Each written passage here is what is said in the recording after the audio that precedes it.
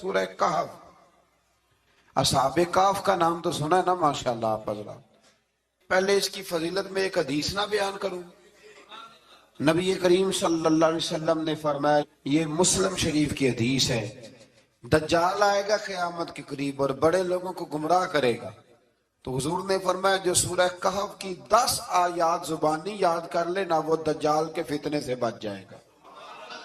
اللہ توفیق عطا فرمائے. اس سورہ مبارکہ کی آیت نمبر 9 سے اصحاب کہف کا ذکر شروع ہوتا ہے. اصحاب کہف، جب حضرت عیسیٰ علیہ السلام کو اللہ کریم نے چوتھے آسمان پہ بلا لیا نا، تو دقیانوس نام کا ایک بادشاہ ہوا بنی اسرائیل کے اندر، بڑا ظالم تھا.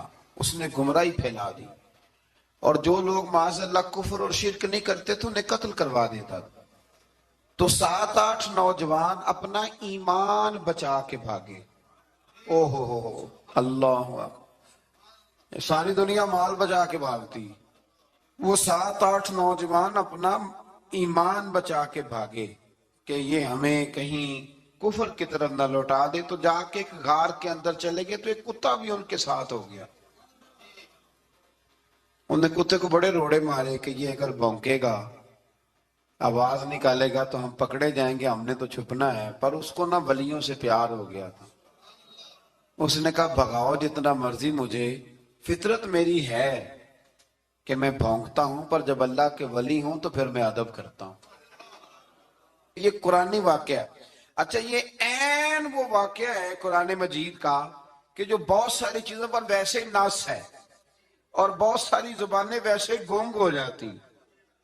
تو وہ 6-7 لوگ تھے، وہ چلے گئے غار کے اندر، جا کے انہوں نے پناہ لے لی. بادشاہ کو پتہ چل گیا کہ غار کے اندر ہے. اچھا، اللہ کی قدرت، جیسے داخل ہوئے انہیں نیند آ گئی، یہ سو گئے. اور قرآن مجید کہتا ہے، قرآن مجید کے یہ لفظ ہیں کہ کتا غار کے منہ پر بازو پھیلا کے بیٹھ گیا، گویا اپنے مالکوں کی خدمت کر رہا ہے. اب میاں صاحب کی ایک بات کر لیں درمیان میں. میاں صاحب فرماتے ہیں، جنہ تناں وچ عشق نہ رچیا، کتے ہونا تھی چنگے. اور چلو مالک دے کر راکھی کر دے، صابر بھوکے ننگے. یہ دیکھو نا کہ اتنا تو ان کے اندر بھی کمال ہے. اپنے نا دونوں بازو پھیلا کے، کتا بھی غار پہ بیٹھ گیا. ان کو نیند آ گئی. بادشاہ نے پتہ کرایا، کہاں بھاگ کے گئے؟ تو کہا وہ غار کے اندر ہے. بادشاہ کہنے لگا کہ ان کی سزا یہ ہے کہ ایک دیوار چن دو غار کے منہ میں، غار کوئی بند کر دو.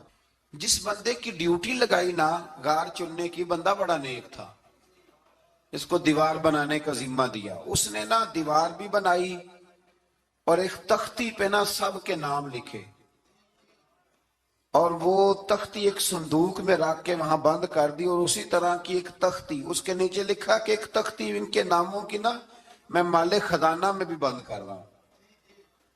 اللہ تبارک و تعالیٰ کی قدرت کے بعد مفسرین نے لکھا ہے وہ 100 سال تک سوئے رہے، اور بعض نے لکھا ہے کہ 300 سال تک سوئے رہے. 300 سال کے بعد اس طرح ہوا کہ حکومتیں بدل گئیں. بیدروس نام کا ایک بادشاہ آ گیا، وہ بڑا نیک دل تھا. اس نے ہر طرف حضرت عیسیٰ علیہ السلام کی شریعت کا پھر سے نعرہ بلند کیا. اب نا کچھ لوگ ایسے تھے جو منکر ہو گئے تھے کہ مرنے کے بعد دوبارہ کیسے اٹھیں گے. بادشاہ ایک دن حجرے میں گیا، جا کے دعا مانگی، یا اللہ کوئی ایسی بات دکھا جس سے لوگوں کا ایمان پکا ہو جائے. اس طرح کے بادشاہ ہوا کرتے. تو رب کریم نے کہا میں نے تو پہلے ایک راز چھپا کے رکھا ہوا ہے، کھول دیتے ہیں. اس نے دعا مانگی، اور ادھر کیا معاملہ ہوا، ایک چرواہا بکریاں چرانے والا وہاں سے گزرا. اس نے سوچا یہ دیوار ہے، اگر اس کا منہ کھول لوں نا کبھی تو میری بکریاں یہاں تھوڑا سا دھوپ کے اندر سستا لیا کریں گی. اس چرواہے نے کیا کیا کہ اس نے وہ دیوار گرائی تاکہ میری بکریاں اندر جایا کریں. وہ دیوار گرائی تو اس نے اندر 6-7 لوگ سوئے ہوئے دیکھے، اور کتا بھی سویا ہوا دیکھا. اللہ تبارک و تعالیٰ اپنی قدرت سے، اپنے فضل سے ان کی کروٹیں بھی بدلتا رہا. اپنی قدرت سے ایک طرف انسان پڑا رہے نا تو اعضاء گل جاتے ہیں، ان کی کروٹیں بھی بدلی جاتی، مناسب روشنی بھی دی جاتی، حرارت بھی. اس نے دیوار گرائی تو ان کی آنکھ کھل گئی. ایک دوسرے سے کہنے لگے آج تو بڑی گہری نیند سوئے ہیں یار، آج تو لمبی نیند ہی پوری کر لی، چلو بھوک بڑی لگی ہے ایک دوست کو بھیجو۔ یہ سارا واقعہ قرآن مجید میں موجود ہے، میں اپنے لفظوں میں بیان کر رہا ہوں۔ جاؤ ایک دوست کو بھیجو بازار سے نا کھانا لے آئے، پیسے وہی 300 سال پرانی کرنسی۔ وہ جب نان بھائی کی دکان پہ گیا نا سامان لینے، اس کو پیسے دیے تو نان بھائی نے ہاتھ پکڑ لیا، کہنے لگا میاں تو کدھر سے آیا، یہ کون سے پیسے؟ اس نے کہا پیسے کاہے کہ میں بھی سوچ رہا ہوں کہ حالات بدلے ہیں، سارے حضرت عیسیٰ کا کلمہ پڑھ رہے ہیں، ماحول اور ہے۔ اس نے کہا تیرے ہاتھ کوئی خزانہ لگ گیا ہے، یہ تو ہم نام سنتے تھے کہ یہاں کو دقیانوس نام کا بادشاہ رہے، کوئی خزانہ بتا کہاں سے لیے۔ شور ہوا، حاکم شہر تک خبر پہنچی، بادشاہ تک پہنچی۔ اس نے بتایا کہ بھئی ہم تو دقیانوس کے ڈر سے بھاگے ہیں، کل بھاگے ہیں یا آج سویرے، اتنا زیادہ ہمیں پتا نہیں، کل یا آج سویرے بس نا، اتنا سا ہمیں یاد ہے کہ ہم گئے تھے۔ بہرحال لوگ جمع ہو گئے، اکٹھے ہو گئے، غار تک پہنچے۔ اب جو غار کے اندر تھے وہ پتا کہتے لگتا ہے ہمارا دوست پکڑا گیا ہے، پکڑا گیا ہے تو اب بندے جمع ہو گئے، وہ اندر ڈر رہے تھے، تسبیح کر رہے تھے، اللہ کو یاد کر رہے تھے۔ ادھر یہ پہنچ گیا، جب ان لوگوں نے یہ جیتا جاگتا رب کے فضل کا نمونہ دیکھا اور بادشاہ نے کہا کہ یہ کیا ہے، صندوق کھولا تو اس کے اندر وہ تختی لکھی تھی کہ یہ ان کے نام ہے، یہ دقیانوس سے ڈر کے بھاگے ہوئے ہیں، یہاں یہ سو رہے ہیں، اور اسی کی ایک تختی میں نے فلاں جگہ بھی دفن کیا، وہ تختی بھی وہاں سے نکل آئی۔ اب سب لوگوں کی آنکھوں میں آنسو آئے اور سب کہنے لگے لا الہ الا اللہ، لا الہ الا اللہ، لا الہ الا اللہ۔ سب کہنے لگے ان اللہ علی کل شیء قدیر۔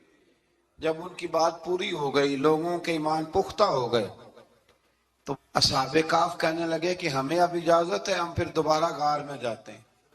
وہ غار میں گئے تو رب نے پھر انہیں موت عطا فرمائی، نیند عطا فرمائی، تحفہ دیا۔ بادشاہ نے پھر اس کے آگے دیوار بنائی اور وہاں بادشاہ نے ایک مسجد تعمیر کرا دی، لوگ زیارت کرنے جاتے۔ یہ اصحاب کہف کا ذکر ہے۔ اب یہاں ہمارے مفسرین نے لکھا ہے کہ وہ جو کتا تھا نا وہ بھی ساتھ ہی تھا۔ اللہ قیامت والے دن اسے انسانی، یا تو انسانی شکل ملے گی یا جیسے رب کا فضل ہوگا رب کریم اسے بھی جنت عطا فرمائے گا۔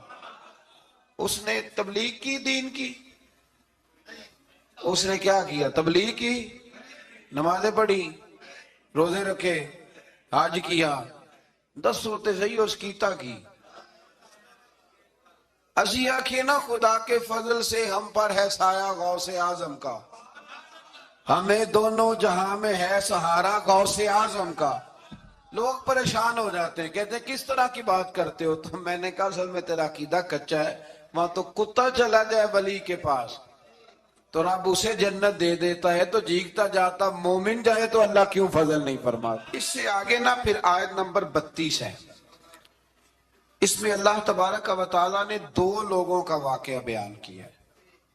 فرمایا ایک شخص کے انگوروں کے باغات تھے اور چاروں طرف سے انہیں کھجوروں کے درختوں نے گھیر رکھا تھا اور درمیان میں کھیتی بھی تھی اور بیچ میں دریا بھی بہہ رہا تھا، اور ان باغات نے بہت عمدہ فصل دی۔ ایک دن یہ شخص اپنے ساتھی سے کہنے لگا میرا مال اور افرادی قوت تم سے زیادہ ہے، مجھے یقین ہے کہ یہ باغ کبھی برباد نہیں ہوگا۔ اول تو مجھے قیامت کا یقین ہی نہیں معاذ اللہ، لیکن اگر قیامت آئی تو مجھے وہاں سے بھی بہتر مال ملے گا۔ اس کے دوسرے ساتھی نے کہا تو اپنی اصل کو بھول گیا ہے اور تو نے اپنے خالق کی ناشکری کی جو کہ وحدہ لا شریک ہے۔ اگر تم نے باغ میں داخل ہوتے وقت ماشاءاللہ لا قوت الا باللہ کہہ دیا ہوتا تو یہ تمہارے حق میں بہتر ہوتا۔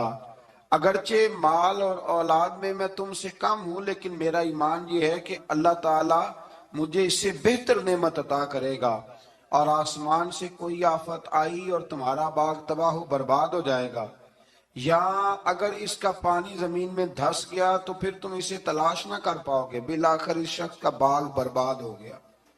وہ جو کہتا تھا نا مجھے یقین نہیں قیامت نہیں آئے گی، اس کا باغ ہی، اور وہ کفِ افسوس ملتے ہوئے کہنے لگا کاش میں نے شرک نہ کیا ہوتا، لیکن پھر اس کا کوئی نہ مددگار تھا اور نہ حمایتی۔ آیت نمبر 45 میں اللہ تعالیٰ نے دنیا کی زندگی کی ناپائیداری کو ایک مثال سے بیان فرمایا کہ آسمان سے بارش نازل ہوئی، گھنا سبزہ نکلا، پھر وہ سوکھ کر چورا چورا ہو گیا، جسے ہوا اڑا کے لے گئی۔ مال اور بیٹے تو محض جیتی دنیا کا سنگار ہے، جب تک تم زندہ ہو تب تک مال بھی ہیں اور بیٹے بھی ہیں۔ والباقیات الصالحات، ہاں اگر کچھ ہے باقی رہے گی تو تمہارے اچھے اعمال باقی رہیں گے، اور اگر اولاد نیک ہوئی تو وہ بھی باقیات الصالحات میں شامل ہو جائے گی۔ آیت نمبر 47 سے فرمایا کہ قیامت کے دن تمام روئے زمین پر ایک کھلے میدان کی صورت میں ہوگا، سب لوگ صف باندھے رب کے حضور اکیلے حاضر ہوں گے اور اپنے اعمال ناموں کو دیکھ کر خوف زدہ ہوں گے، کہیں گے ہائے افسوس اس اعمال نامے کو کیا ہوا، اس نے نہ کوئی صغیرہ گناہ چھوڑا نہ کبیرہ، مگر سب کو شمار کیا۔